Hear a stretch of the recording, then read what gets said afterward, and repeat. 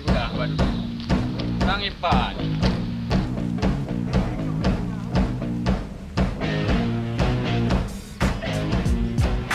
Leng. Bang. Hai kita dah. Lepas orang dagang. Nyopo honda. Saya Jakarta honda. Tenang mi. Tenang leng. Hai. Sama yo ka kembeng kah anak kena jadi jauh Jakarta. Kepu tu mangga pun melelung di tro gede ka. Alah, aduh kau di mangyan. John pijit hai. Gimana mah pacar berangkat? Mio masalah jauh Jakarta. Penting Honda dia jaga pikir kah terding dia Aceh no dia Aceh Honda.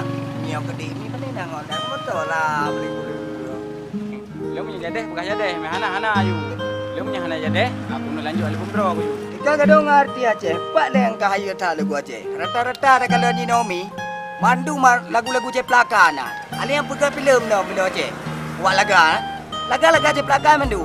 Memang arti-arti kopian ngerti Aceh. Hai mangnya lagi orang pegang. Hai si nyo ke mi. Dak muka lagi kan? Ha? Kajamun ka maju arti Aceh. Nyo pegang lagu ceplakan. Pegang filem kopian. Nyo gaduh dah cok sagop. Bajan ke kemajuan. Jino cimita skill ro. Mek gaduh ngan kop ceplak anak dapur. Ya, memang betul lagi orang pegang. Tapi lu mana punya pelak. Tak drop juga mendung-dung ramai drop juga. Mana punya pelak. Mana tahu. Mek sampai payah dakun arti ceplakan mi. Nyandom mi. Lagi orang kampung dewa. Artinya pegang filem. Cerita ceplakan. Mudah ceplakan. Cici arti ceplakan. Fahmi? Yang kedua Yang kan adalah kau pegang kaya. Ini lagu kau boleh lah kau pegang ceplakan. Tapi punya buat filem Fahminya yang kah belum. Ya.